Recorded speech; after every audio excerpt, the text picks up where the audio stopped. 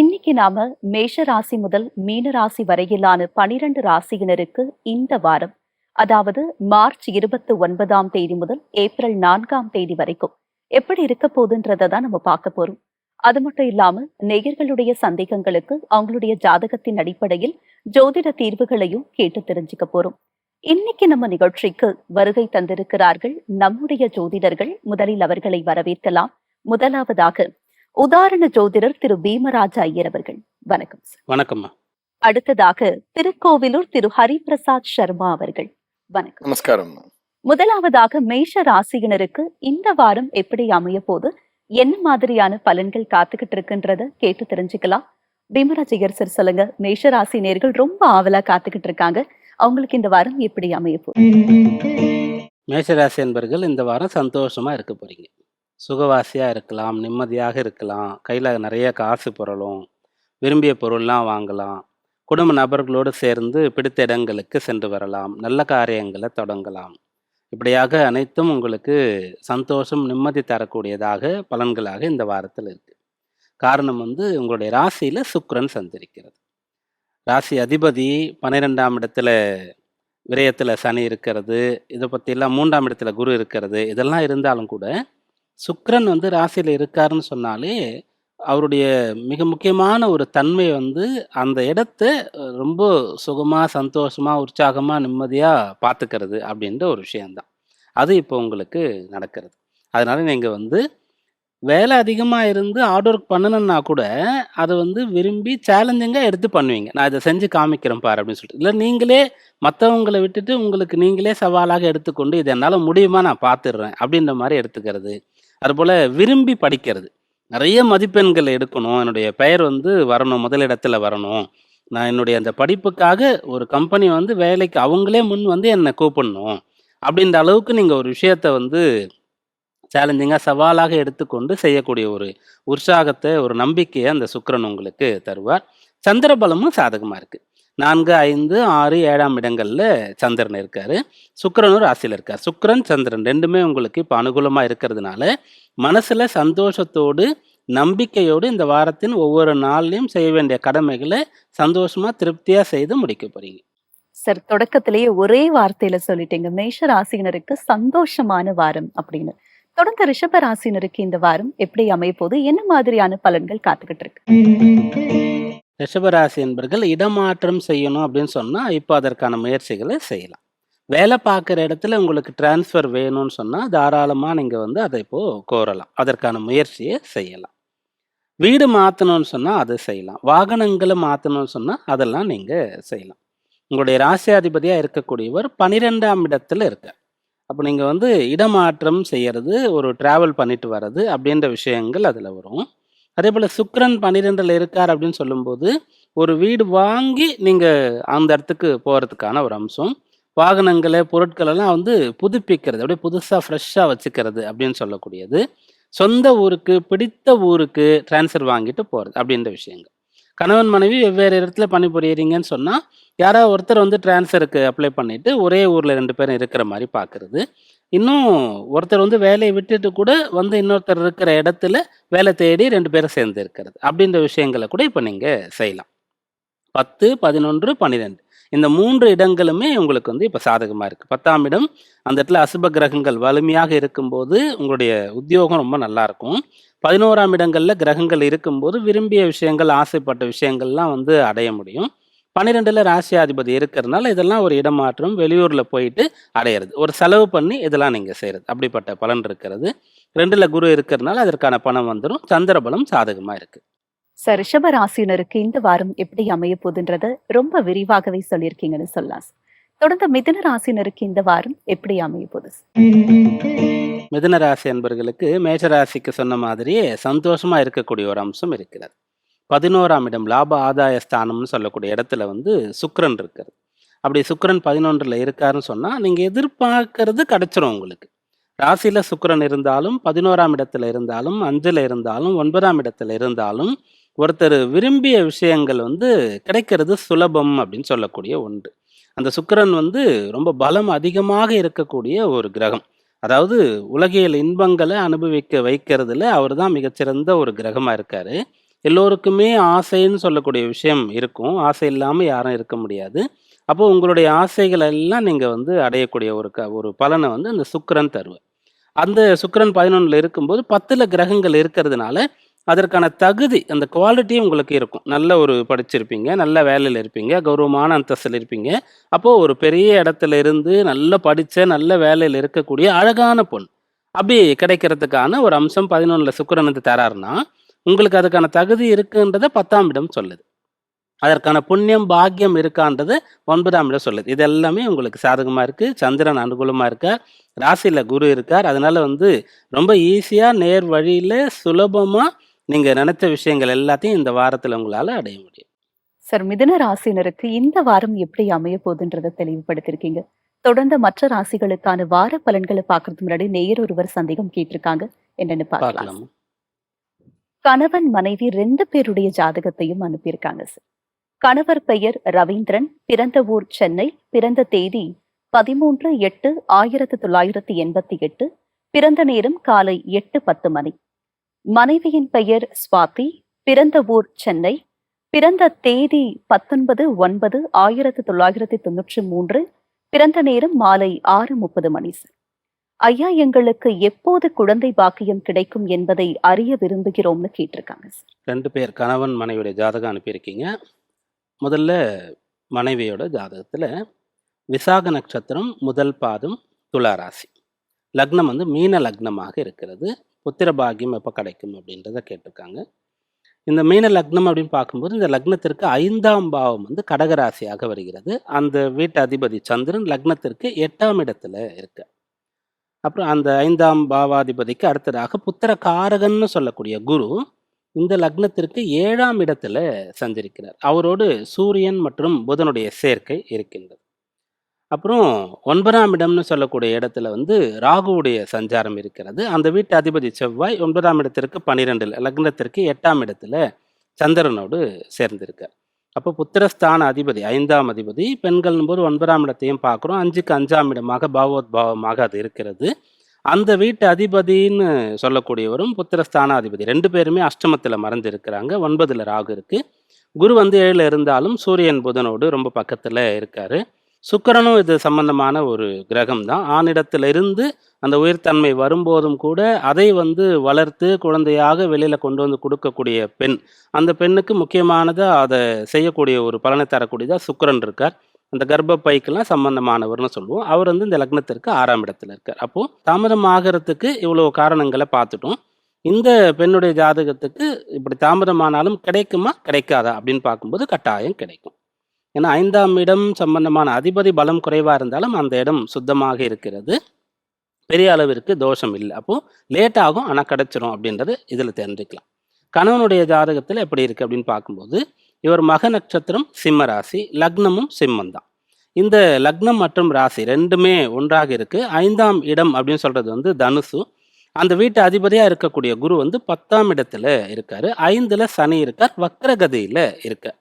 அப்போ புத்திரஸ்தானாதிபதி, புத்திரகாரகன் 2 பேருமே குரு தான். சிம்ம லக்னம் ராசின்றதுனால அந்த குருவுடைய வீட்டுல சனி வக்ரகதியில சஞ்சரிக்கிறதுனால டிலே ஆகுது. அவ்வளவுதான், தாமதம் ஆகுது. கிடைக்குமா? 5ஆம் அதிபதி போய் 10ல இருக்கார். அப்போ இந்த ஜாதகருக்கு கர்மாவை செய்யக்கூடிய ஒரு புத்திரன் கிடைப்பான் அப்படின்றது அந்த 10ஆம் இடத்துல குரு இருந்தால் நம்ம சொல்ல முடியும். அதனால இவருக்கும் கட்டாயம் புத்திர பாக்கியம் உண்டு. 5ல சனி வக்ரமா இருக்கிறதுனால டிலே ஆகுது. லக்ன அதிபதி 12ல் இருக்கார், லக்னத்துல கேது இருக்கார்.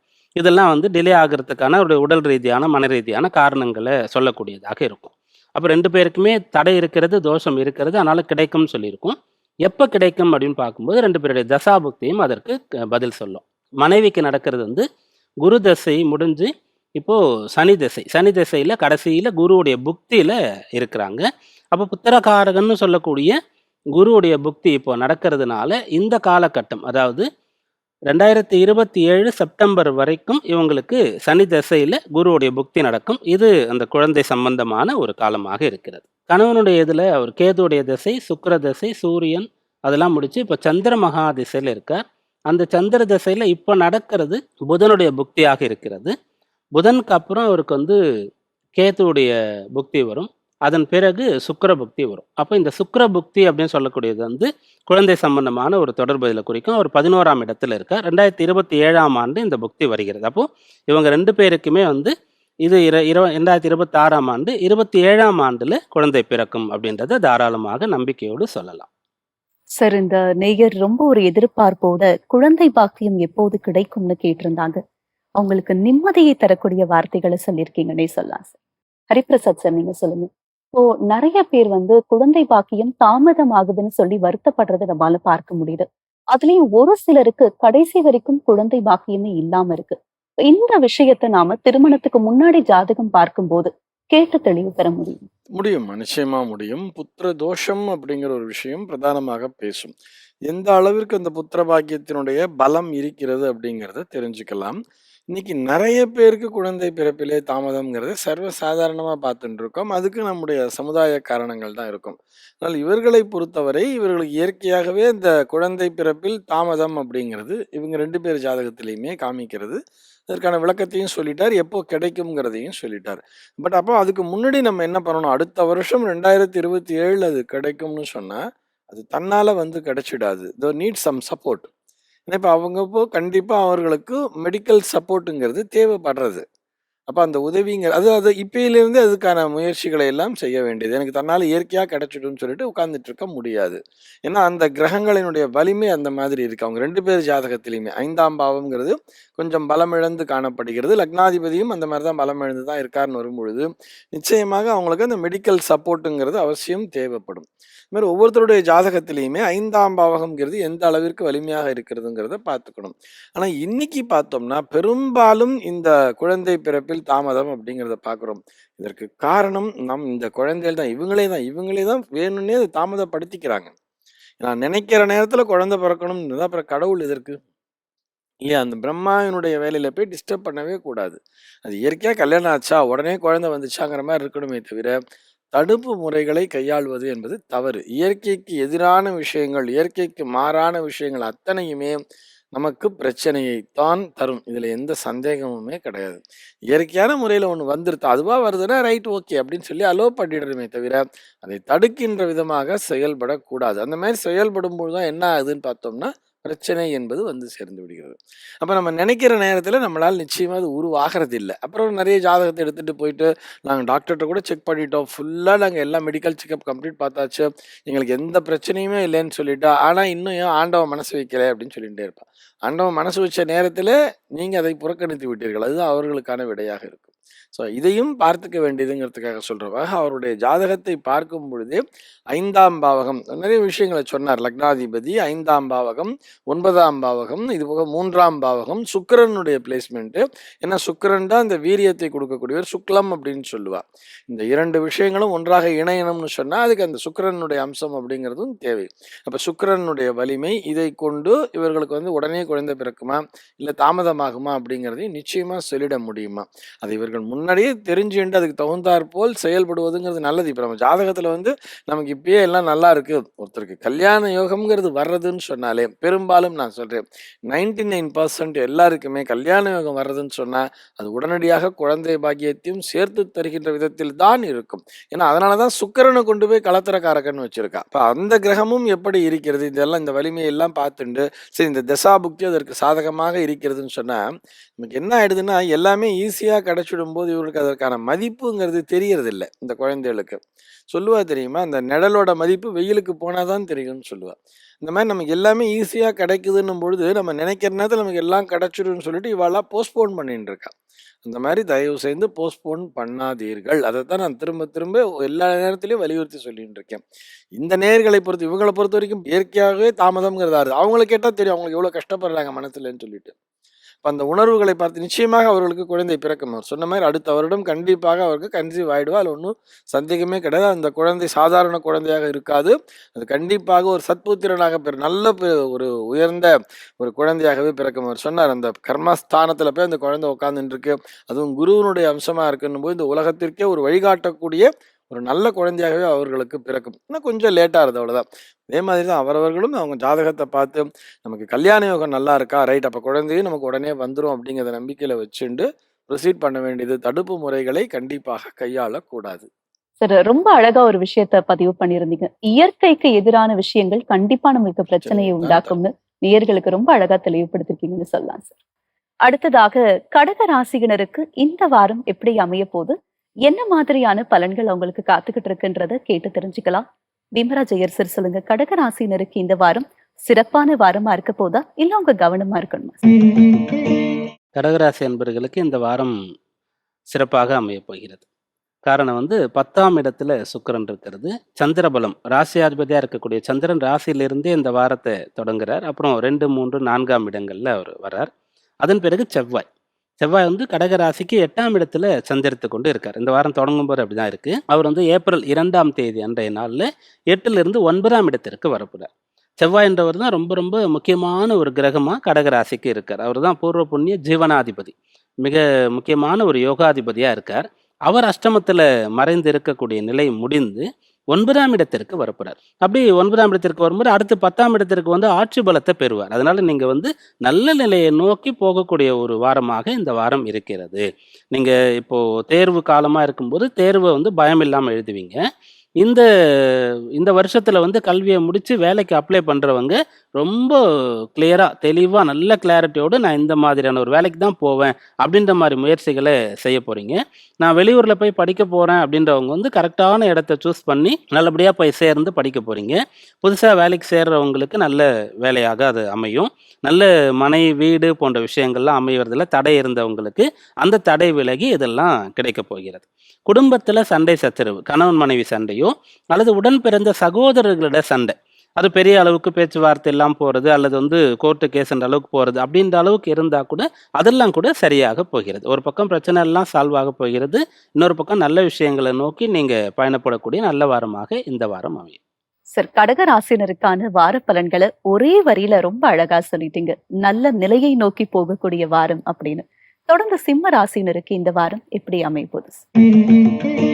சிம்ம ராசி என்பவர்களுக்கு அஷ்டமத்துல சூரியன் இருக்கக்கூடிய நிலையில அந்த இடத்துல 3 கிரகங்கள்ல சுக்கிரன்னு சொல்லக்கூடியவர் வந்து 9ஆம் இடத்திற்கு வர்றாரு. அதனால கொஞ்சம் சாதகமா இருக்கும் அப்படின்ற மாதிரி சொல்லியிருந்தோம் கடந்த வாரத்துல.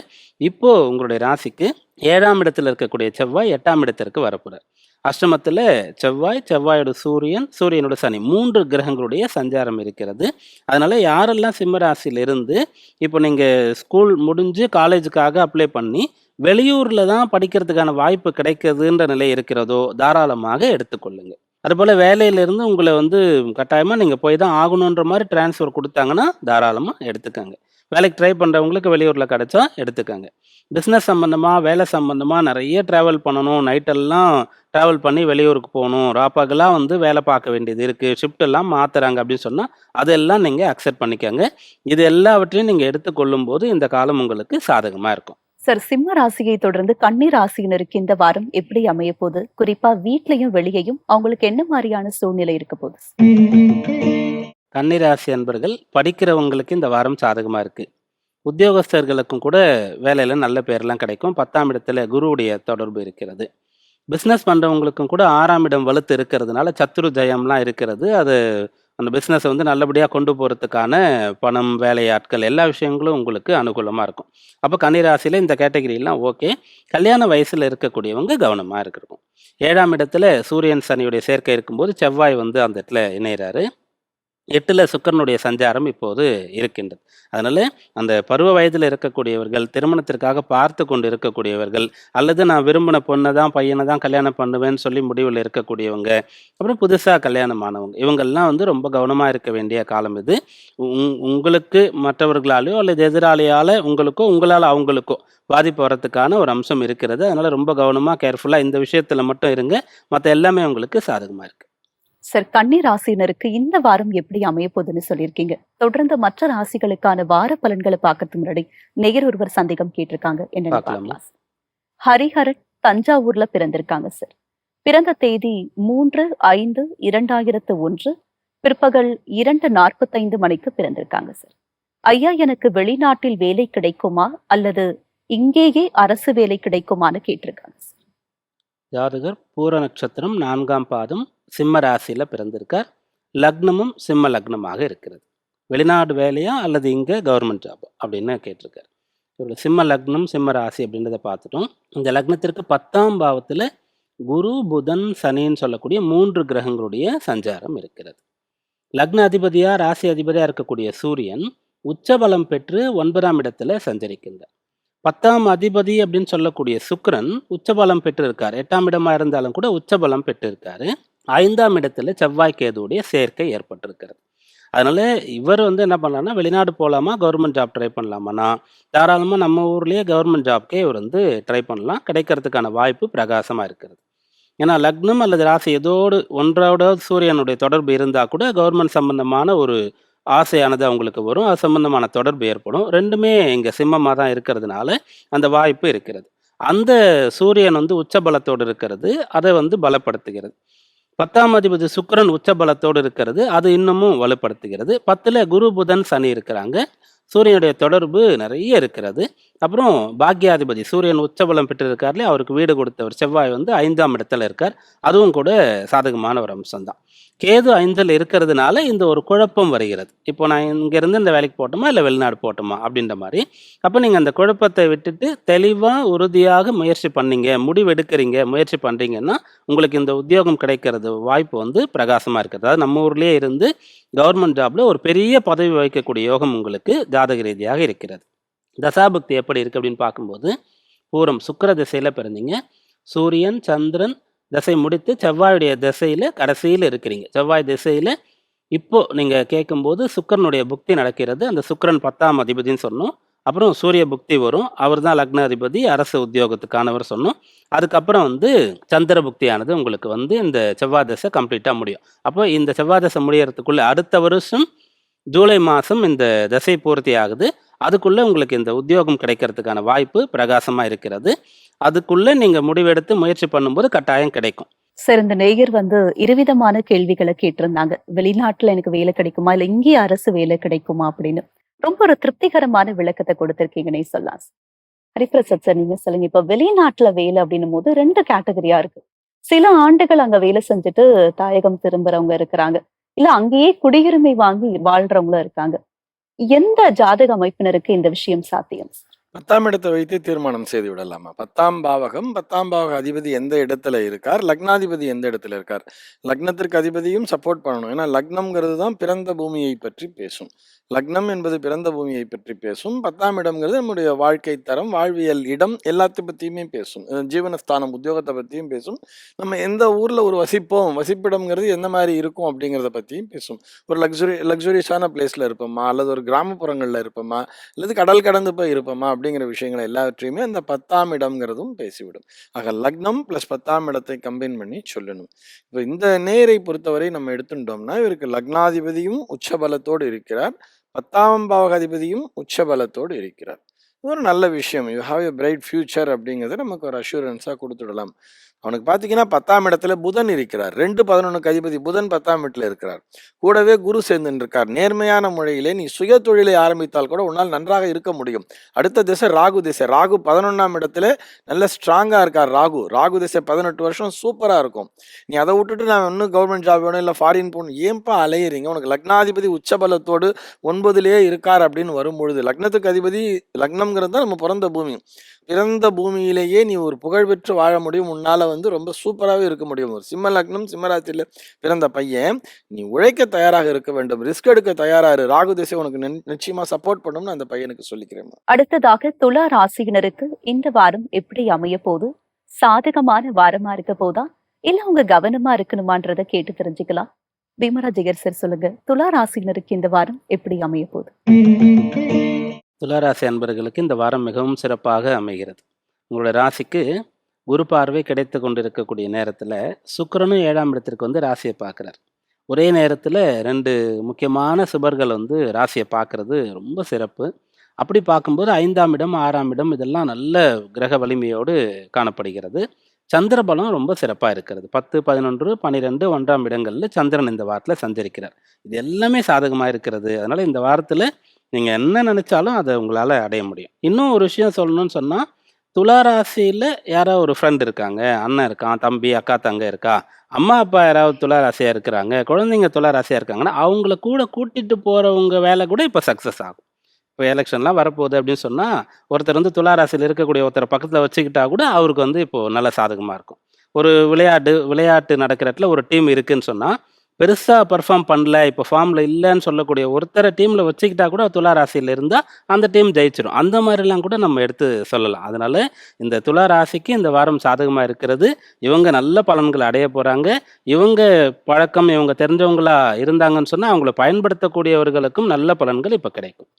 சார், துலா ராசியினர் எந்த செயலை செஞ்சாலும் சக்சஸ்ன்னு சொல்லி மகிழ்ச்சியை தரக்கூடிய வார்த்தைகள் அவங்களுக்கு சொல்லியிருக்கீங்கன்னே சொல்லலாம் சார். தொடர்ந்து விருச்சிக ராசியினருக்கு இந்த வாரம் எப்படி அமைய போகுது? விருச்சிக ராசி அன்பர்களுக்கு 6ஆம் இடத்துல சுக்கிரன் சஞ்சரிக்கக்கூடிய ஒரு காலம். ராசியாதிபதியா இருக்கக்கூடிய செவ்வாய் வந்து ராசிக்கு 4ல இருந்து 5ஆம் இடத்திற்கு இந்த வாரத்துல போறார். அப்படி போகும்போது அவரு சனி மற்றும் சூரியனோடு சேருவார்.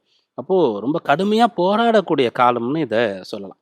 எவ்வளோ நீங்க உறுதியோடு இருக்கிறீர்களோ, வேகமாக இருக்கிறீர்களோ, அவ்வளோ பலன்கள உங்களால அடைய முடியும். ஏன்னா, அந்த செவ்வாய், சனியுடைய சேர்க்கை எப்பல்லாம் ஏற்படுகிறதோ, அப்பல்லாம் வந்து தீய வழியில போகக்கூடியவங்க மிகப்பெரிய துன்பத்திற்கு ஆளாவாங்க. மிகப்பெரிய பிரச்சனையில மாட்டிக்கொள்வாங்க. உறுதியாக போராடக்கூடியவர்கள் வந்து மிகப்பெரிய சாதனை செய்யக்கூடியவர்களா இருப்பாங்க. எப்பயுமே கிரகங்கள் வந்து யோகம், அவயோகம்ன்ற ஒரு விஷயத்த நாமளேயே செய்ய வைக்கும். சாய்ஸ் வந்து நம்மகிட்ட குடுக்கும். 2 வழியுமே காண்பிக்கும். அப்போ அது 2மே வந்து எக்ஸ்ட்ரீம் லெவல்ல இருக்கிறது தான் செவ்வாய், சனியுடைய சேர்க்கை. அந்த சேர்க்கை இருக்கக்கூடிய சமயத்துல செவ்வாயுடைய மற்றொரு வீட்ல சுக்கிரன் இருக்காரு. அதனால இது போராட வேண்டிய காலம். இந்த வாரம் வந்து நீங்க அவ்ளோ பெரிய விஷயங்கள நோக்கி போகணும்.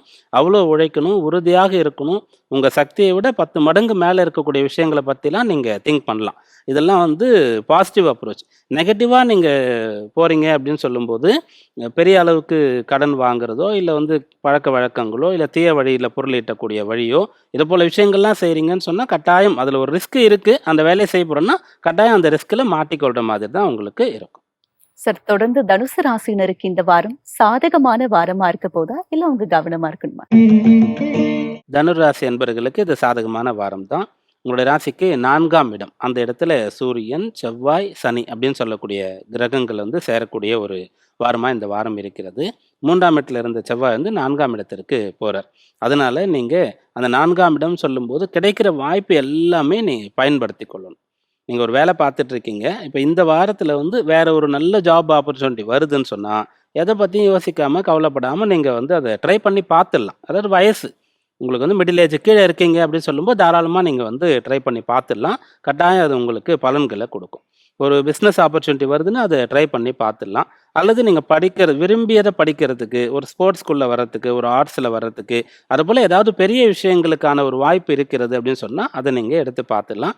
கல்யாண வயசுல இருக்கக்கூடியவர்களுக்கு இந்த வாரத்துல வரக்கூடிய ப்ரொஃபைல நீங்க அப்படியே எடுத்து வந்து பாசிட்டிவா அப்ரோச் பண்ணலாம். இது ஓகே, நமக்கு சாதகமா தான் இருக்கும் அப்படின்னு சொன்னா, அது நல்லதாகத்தான் இருக்கும். சார், தனுசு ராசி நேயர்களுக்கு ரொம்ப அழகா ஒரு விஷயத்த தெளிவுபடுத்திருக்கீங்கன்னே சொல்லலாம் சார். எந்த ஒரு நல்ல வாய்ப்பு கிடைத்தாலும் இந்த வாரம் நாம அதை பயன்படுத்திக்கணும் அப்படின்னு. தொடர்ந்து மற்ற ராசிகளுக்கான வார பலன்களை பார்க்கறதுக்கு முன்னாடி நேயர் ஒருவர் சந்தேகம் கேட்டிருக்காங்க. என்னன்னு பார்க்கலாம். பார்க்கலாம். கயல்விழி மதுரையில பிறந்திருக்காங்க சார். பிறந்த தேதி 19/5/1999 காலை 10:47 மணிக்கு பிறந்திருக்காங்க சார். ஐயா, என் மகளுக்கு அரசு வேலை கிடைக்குமா?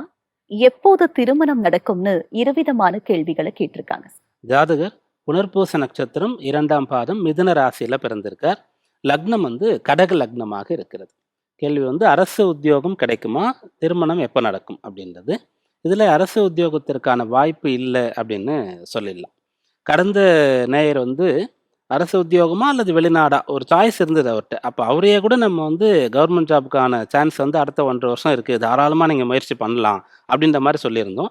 இங்க வந்து அரசு உத்தியோகம் மட்டும் தான் கேட்டிருக்கீங்க. இருந்தாலும் அதற்கு வாய்ப்பு இல்ல அப்படின்ற மாரி தான் சொல்ற மாதிரி இருக்கு. ஃபர்ஸ்ட் வந்து கடக லக்னம். இந்த லக்னத்திற்கு 10ஆம் இடம்னு சொல்லக்கூடிய மேஷத்துல சனி. அவர் வந்து நீச்சம் அடைஞ்சு இருக்கார்.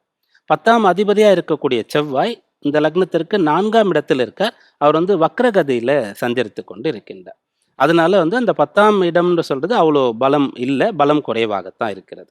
அந்த அரசு சம்பந்தமான உத்தியோகத்திற்கு மிக முக்கியமாக சூரியன், அப்புறம் சந்திரன், குருன்னு அப்படி சொல்லிட்டு வரலாம். செவ்வாய கூட சொல்லலாம்.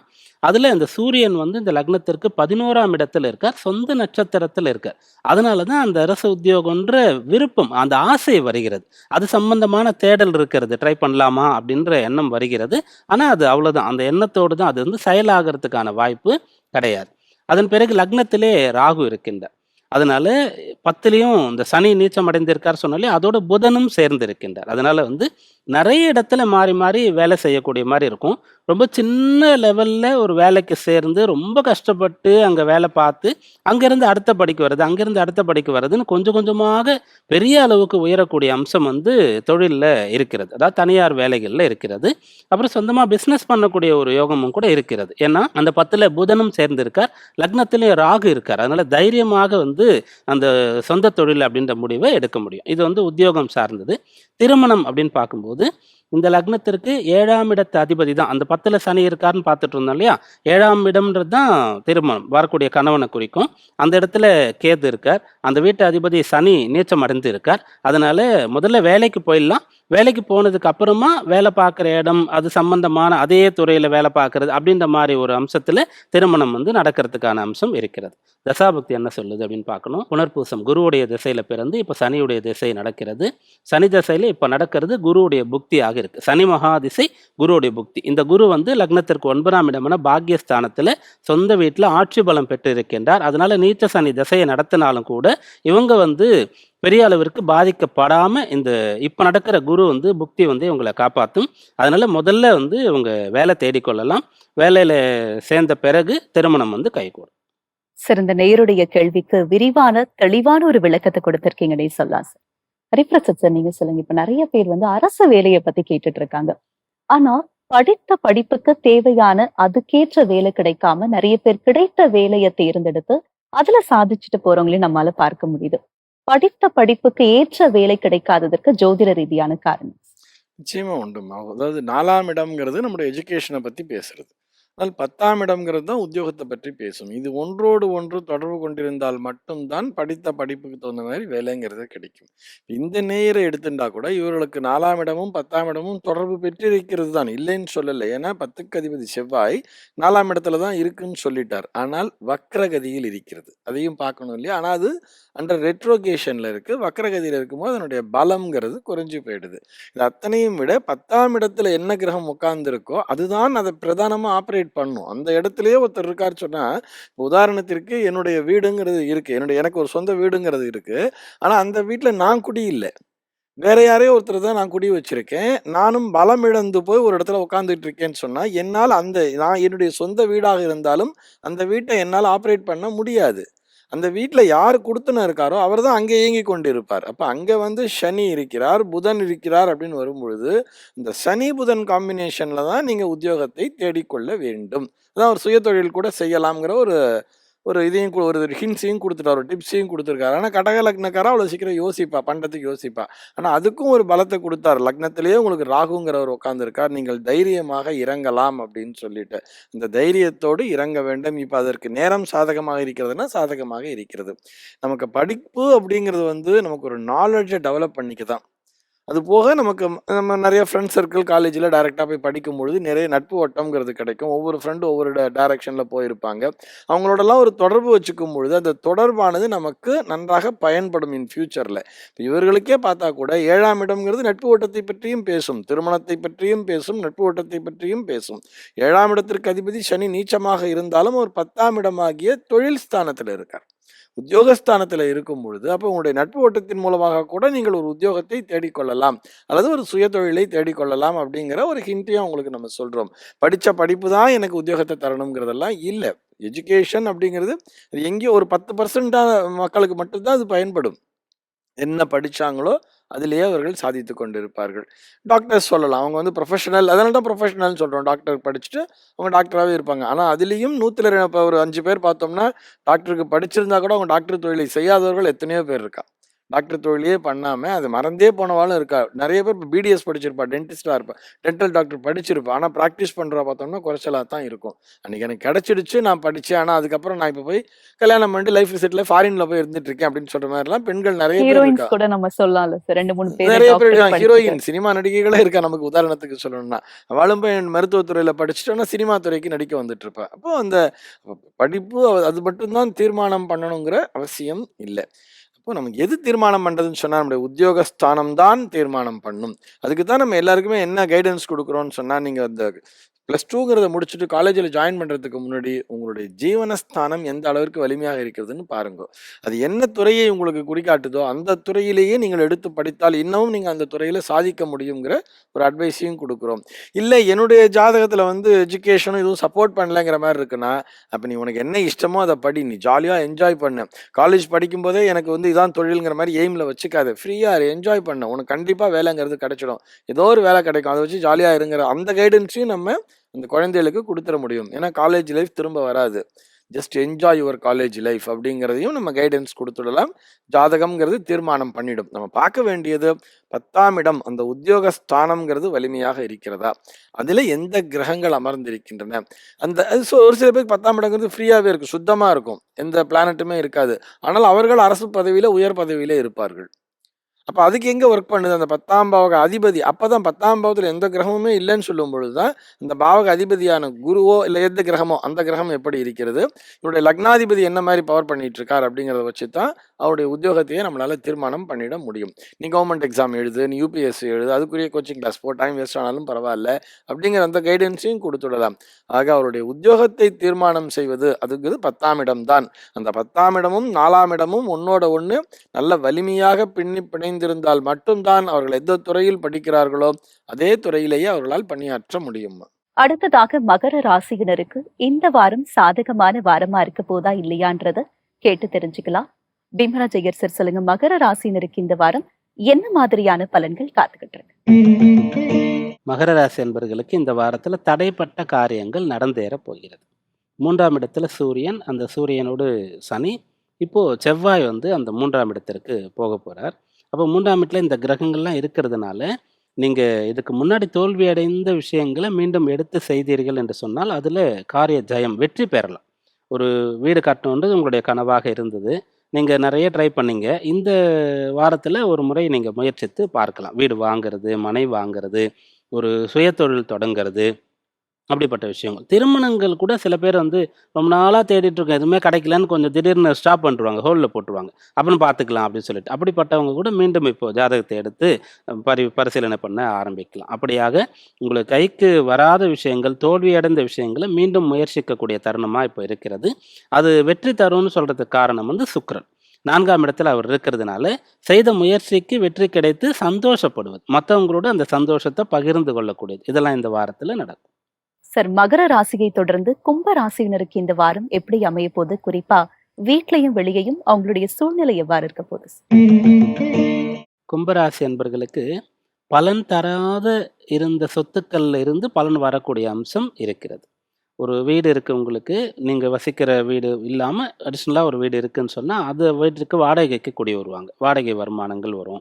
அதுபோல வந்து ஒரு கமர்ஷியலா உங்களுக்கு வந்து ஒரு ஆஃபீஸு அதுபோலலாம் இருக்குன்னு சொன்னா, அதெல்லாம் இப்போ உங்களுக்கு பலன் தர ஆரம்பிக்கும். சில பேருக்கு வந்து காலி இடமே கூட வந்து பலன் தரக்கூடிய ஒரு நிலைய கொண்டு வந்து குடுக்கும்.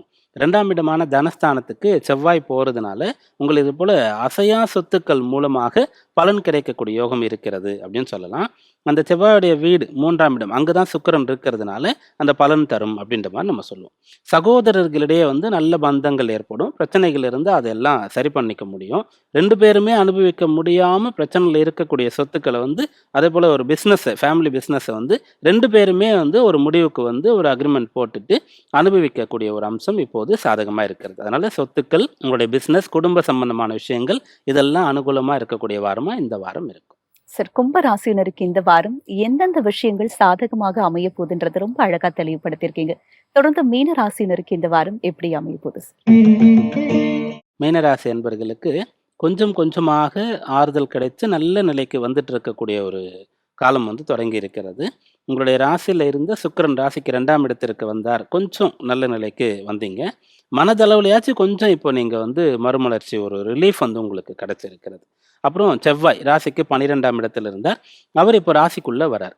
அப்ப ராசிக்குள்ள இருக்கக்கூடிய 6ஆம் அதிபதி, 12ஆம் அதிபதி, சூரியன், சனியுடைய சேர்க்கையில கொஞ்சம் உங்களுக்கு டிஸ்டர்பன்ஸ் இருந்திருக்கும். செவ்வாய் வர்றதுனால ஒரு உறுதி, தைரியம் அதெல்லாம் உங்களுக்கு கிடைச்சிரும். உடல் உபாதை இருந்தவர்கள் கூட அதிலிருந்து மீண்டு வர்றதுக்கான ஒரு அம்சம் இருக்கிறது. ஏதாவது தெரியாத பிரச்சனையில மாட்டிக்கிட்டவங்க கூட அதிலிருந்து விடுபடுறதுக்கான ஒரு காலமா இது இருக்கிறது. உற்ற தோழர்கள், நண்பர்களும், ரொம்ப பிடித்த நெருக்கமான உறவினர்களும் கூட உங்களுக்கு கை கொடுக்கக்கூடிய ஒரு காலமா இது இருக்கிறது. இதெல்லாம் நீங்க பயன்படுத்திக் கொள்ளலாம். உங்களுக்கு இருக்கக்கூடிய உங்களுடைய பிரச்சனை எதுவோ அதை பற்றி நீங்கள் சிந்தித்து அதற்கு என்ன தீர்வு, யாரிடத்துல ஹெல்ப் கேட்கலாம், என்ன மாதிரி ட்ரை பண்ணால் அதிலிருந்து விடுபடலாம், நல்ல நிலைக்கு போகிறதுக்கான வழி என்ன, இதையெல்லாம் சிந்தித்து செயல்படுத்தும் போது இந்த வாரத்தில் நல்ல பலன் கிடைக்கும். சார், மீன ராசினருக்கான வார பலன்கள் எப்படி இருக்க போகுதுன்னு சொல்லியிருக்கீங்க. நம்ம நிகழ்ச்சியுடைய நிறைவு பகுதிக்கு வந்திருக்கிறோம் சார். இவ்வளவு நேரமா 12 ராசிகளுக்கான வார பலன்கள் மட்டும் இல்லாம நேயர்களுடைய சந்தேகங்களுக்கு விரிவான, தெளிவான, அழகான விளக்கத்தையும் அருமையான விளக்கத்தையும் கொடுத்திருக்கீங்க. நன்றி. நமஸ்காரம். நன்றி சார். நன்றிம்மா. 12 ராசிகளுக்கான வார பலன்கள் மட்டும் இல்லாம நேயர்களுடைய சந்தேகங்களுக்கு அவங்களுடைய ஜாதகத்தின் அடிப்படையில் ஜோதிட தீர்வுகளையும் கேட்டு தெரிஞ்சுக்கிட்டோம். இதே மாதிரி உங்களுக்கும் சந்தேகங்கள் இருந்தா உங்களுடைய பெயர், ஊர், பிறந்த தேதி, பிறந்த நேரம், பிறந்த ஊர் இது எல்லாத்தையும் கீழே கொடுக்கப்பட்டிருக்க வாட்ஸ்அப் நம்பருக்கு மறக்காம அனுப்புங்க. உங்க ஜாதகத்தின் அடிப்படையில் ஜோதிட தீர்வுகளை கேட்டு தெரிஞ்சுக்கலாம். மீண்டும் அடுத்த நிகழ்ச்சியில் உங்களை சந்திக்கும் வரை உங்களிடமிருந்து விடை பெறுபவர் உங்கள் உமா.